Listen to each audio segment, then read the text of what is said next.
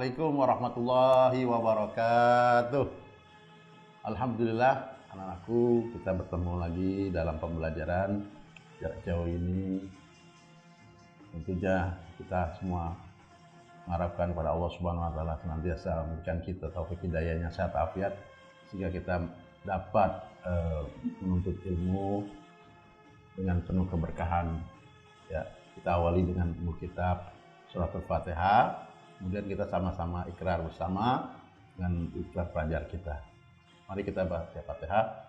Semoga mata hati pikiran kita semua dibukakan Allah Subhanahu wa taala. Pikirkannya Al-Fatihah. A'udzubillahi minasyaitonir rajim. Bismillahirrahmanirrahim. Iyyaka na'budu wa iyyaka nasta'in.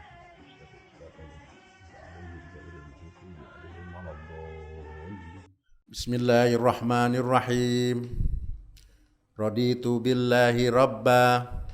Aku rela Allah Tuhanku. Wabil islami dina. Islam agamaku. Wabi Muhammadin nabiyyan wa rasulah. Muhammad menjadi nabi dan rasulku.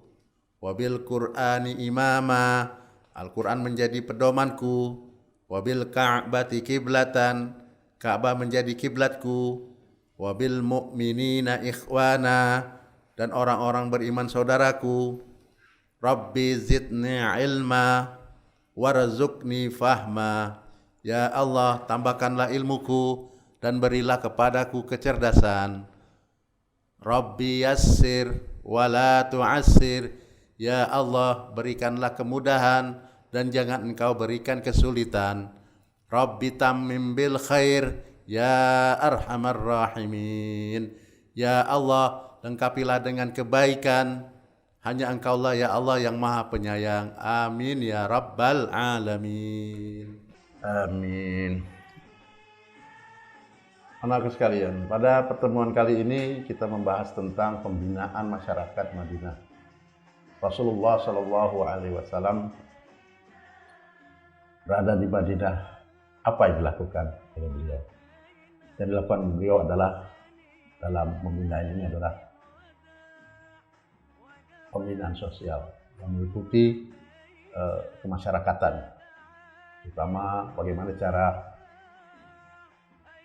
masyarakat dapat bermusyawarah, bertemu, bermuajahah, maka dirikan satu tempat, yaitu namanya masjid, ya, masjid yang kemudian bernama Masjid Nabawi.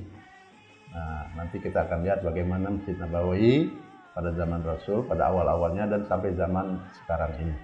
Nah, pertama adalah pembinaan sosial seperti apa? Ya, sejak Nabi Muhammad SAW hijrah ke Madinah, beliau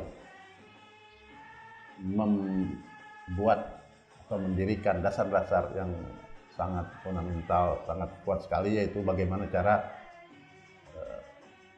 hubungan sosial yang baik di kota Yasrib ketika itu, ya, kemudian berubah menjadi Madinah karena Nabi Muhammad SAW hijrah ke Madinah, namanya berubah menjadi Madinatul Munawwarah, kota yang bercahaya, yaitu Yasrib, ya, karena yang diharapkan oleh masyarakat Madinah, masyarakat Yasrib ketika itu adalah seorang pemimpin yang dapat mendamaikan perselisihan di antara suku dan golongan yang banyak di kota Yasrib.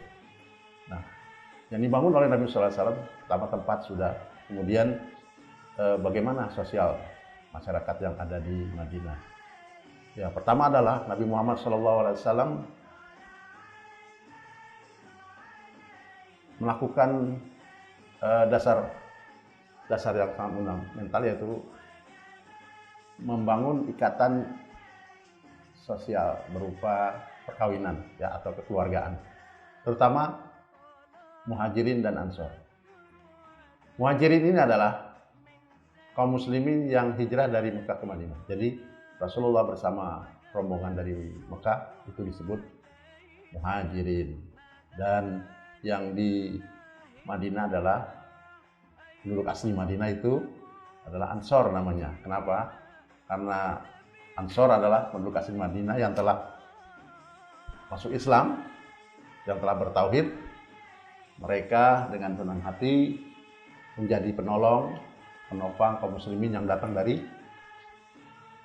Mekah untuk menuju ke Madinah. Maka pada saat itu dengan senang sukacita mereka menyambut dengan baik. Kaum Ansor dan Muhajirin pun senang karena banyak yang bantu.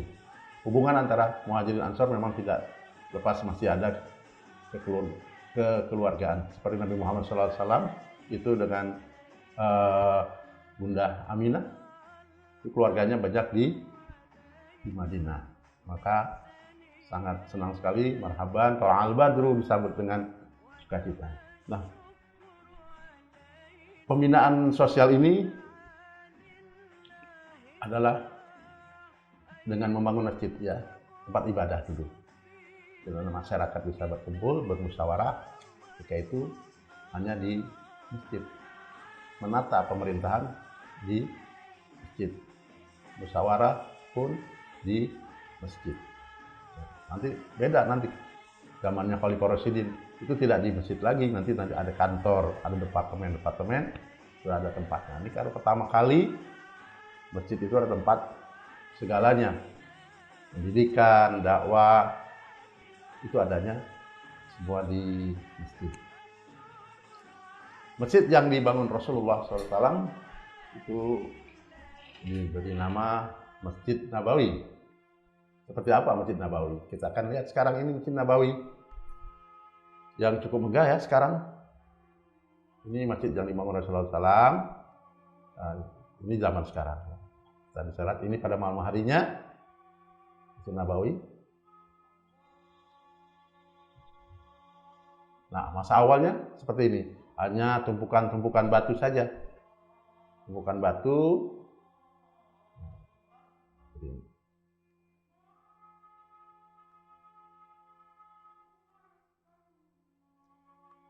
Masjid tempat ibadah, ya, utama, alat utama untuk ibadah.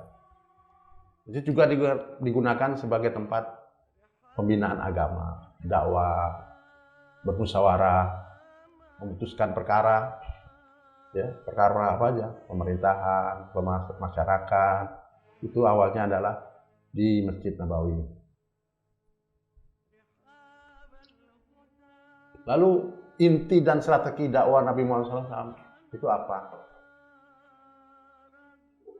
Pertama adalah membina masyarakat Islam melalui pertalian persaudaraan. Jadi Muhajirin dan Ansor diikat dengan tali persaudaraan, dengan akdun nikah. Ya. Kemudian yang kedua apa? Memelihara dan mempertahankan masyarakat Islam. Jadi hubungan sosial sudah terjadi, tinggal memelihara, kemudian mempertahankan masyarakat Islam yang sudah ada. Kemudian Nabi Muhammad SAW meletakkan dasar-dasar politik. Nah, di mana tuh? Utamanya, ya masih di masjid. Meletakkan dasar politik, ekonomi, ya, untuk masyarakat Islam. Anakku yang berbahagia. Nah, karena di Madinah itu terdiri dari berbagai macam suku, golongan, agama, ya, ada Yahudi, Nasrani, ada. Maka karena Nabi Muhammad SAW dipercayakan untuk memimpin Madinah, Yathrib, maka Nabi Muhammad perlu suatu pernyataan, declaration, ya, Madinah, Piagam Madinah namanya, Madinah Charter, ya. Apa isinya? Ya, diumumkan oleh Rasulullah SAW. Pertama adalah dalam isi Madinah itu, dalam isi Piagam Madinah itu, pertama adalah kebebasan beragama. Jadi di Madinah itu bebas beragama. Dan dijamin, ya, bebas, silakan. Lakum dinukum waliyadin. Kebebasan beragama terjamin untuk semua kelompok yang ada di Madinah. Tidak ada paksaan, la ikraha fid din. Tidak ada paksaan untuk beragama. Kemudian isi Piagam Madinah selanjutnya menjadi suatu kewajiban bagi penduduk Madinah, baik itu Yahudi maupun Muslim, untuk saling tolong menolong. Kemudian yang ketiga, saling kerjasama. Dalam apa? Dalam mempertahankan negara yang sudah berdiri. Dari apa? Dari segala serangan. Serangannya dari mana nih? Ya. Yang masih ngincer itu kafir Quraisy Mekah. Masih ngincer-ngincer Nabi Muhammad SAW. Kita harus menjaga negara kita ini dari segala serangan. Kemudian yang keempat, Rasulullah SAW menjadi pimpinan tertinggi di negeri Madinah. Jadi deklarasi disampaikan kepada masyarakat seluruh Yathrib di Madinah. Nabi Muhammad SAW adalah pimpinan tertinggi di Madinah. Sami'na wa ata'na, semua dengar dan patuh apa yang disampaikan dalam piagam Madinah tersebut. Anak sekalian, jadi banyak hikmah tentunya Rasulullah SAW hijrah ke Madinah. Di antaranya adalah persaudaraan yang terjalin antara Muhajirin dan Ansor, dapat memberikan rasa aman dan tentram. Masyarakat Madinah, Yathrib ketika itu merasa aman. Karena ada apa? Kalau sekarang itu istilahnya satu adil ya. Kapan ini datang sang penyelamat, sang pemersatu? Alhamdulillah Nabi Muhammad datang ke Madinah. Mereka merasa aman dan tentram. Suku yang terbesar di Yathrib, di Madinah adalah suku Aus dan suku Khazraj. Ini terbesar. Kan tidak henti-hentinya berperang, ya. Nah, Rasulullah SAW sambut dengan suku Aus dan Khazraj. Sami'na wa ata'na. Kami dengar dan kami patuh kepada Rasulullah SAW. Hikmahnya apa lagi? Peraturan dan saling menghormati. Ya, jadi hikmahnya ketika Nabi Muhammad SAW di Madinah adalah saling menghormati antara agama. Akum dinukum waliyadi. Kemudian apalagi anak sekalian? Menumbuh kembangkan tolong menolong antara yang kuat dan yang lemah. Yang kuat dan lemah. Perlu diingat ketika Nabi Muhammad SAW dan rombongan dari Muhajirin itu datang ke Madinah nggak bawa apa-apa, nggak bawa harta, semua ditinggalkan di Mekah. Hijrah ke Madinah tidak bawa apa-apa. Yang menopang siapa akhirnya di sana? Itu masyarakat Ansor untuk kebutuhan sehari-hari. Maka penduduk Madinah yang Muslim itu disebut Ansor. Ini dalam Al-Quran dinyatakan ada kalimat Ansor, minal muhajirin wal ansor. Ini orang-orang Muhajirin dan orang-orang Ansor. Ini telah dijamin oleh Allah Subhanahu wa Ta'ala untuk masuk surga. Terutama yang dari as-sabiqun al-awwalun, orang-orang yang pertama-tama masuk Islam. Teman-teman sekalian, menyadari dan memahami bahwa kita wajib menjalin hubungan dengan Allah Subhanahu wa Ta'ala antara sesama manusia. Jadi kita menyadari hubungan kita dengan Allah Subhanahu wa Ta'ala dan sama manusia itu adalah wajib, harus diimbangi ya dengan rasa hormat sesama manusia, sama makhluk ciptaan Allah Subhanahu wa Ta'ala. Kemudian setelah pembinaan sosial, Nabi Muhammad SAW melakukan pembinaan yang lain, yaitu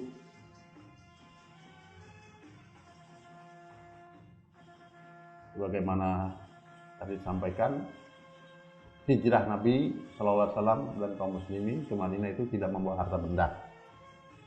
Semua kekayaan ditinggalkan di Mekah. Nah, di Madinah kaum muslimin yang hijrah bersama Nabi SAW memulai kehidupan awal. Jadi kehidupan awal baru lagi kaum muhajirin dari nol. Kaum Ansor turut membantu, menolong, membuka usaha yang baru, yang berdagang,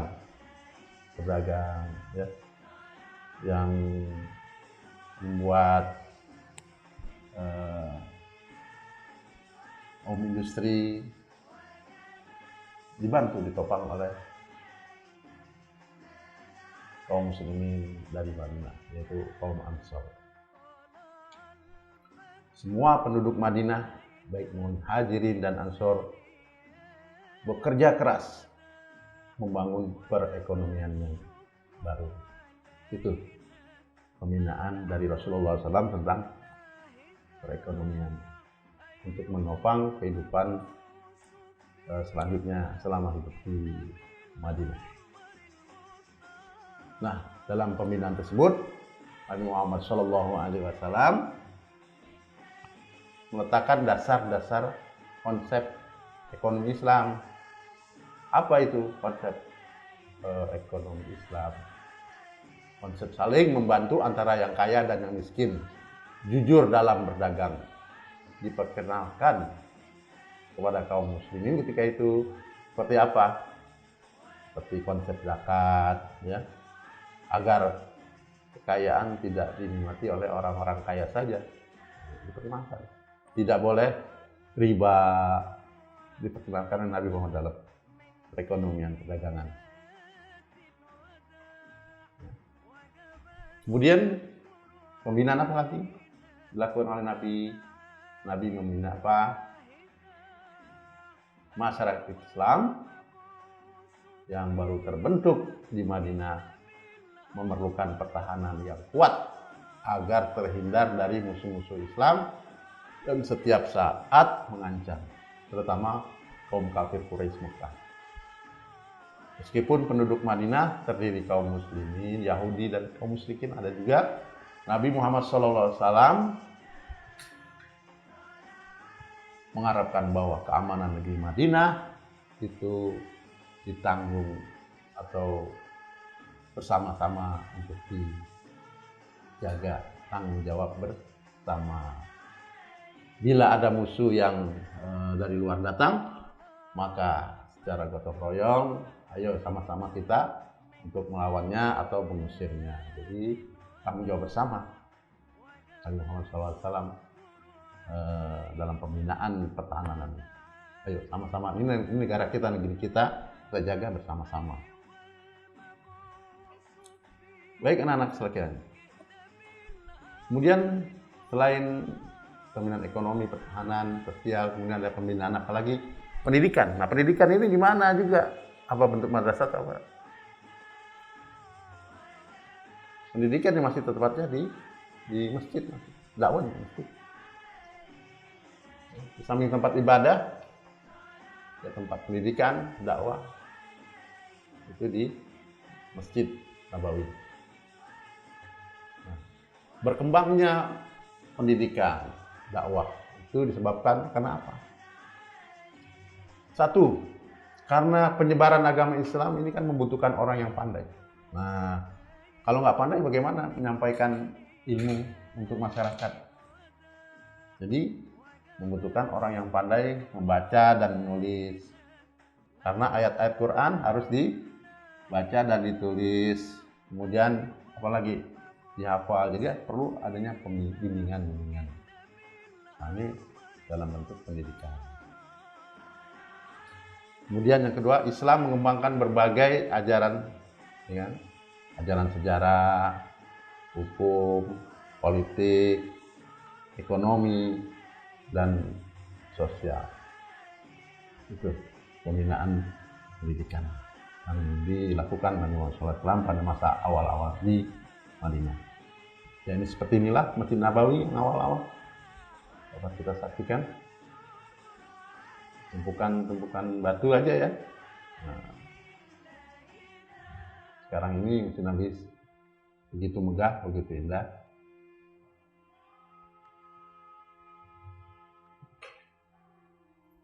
Baik anak sekalian, untuk pertemuan kali ini mudah-mudahan dapat kalian mencerna apa yang dilakukan Nabi Muhammad SAW saat di Madinah pada masa-masa awal. Anak sekalian, ini aja dulu pertemuan kita, kurang dan lebihnya mohon maaf. Saya akhiri kalam. Assalamualaikum warahmatullahi wabarakatuh. Terima kasih.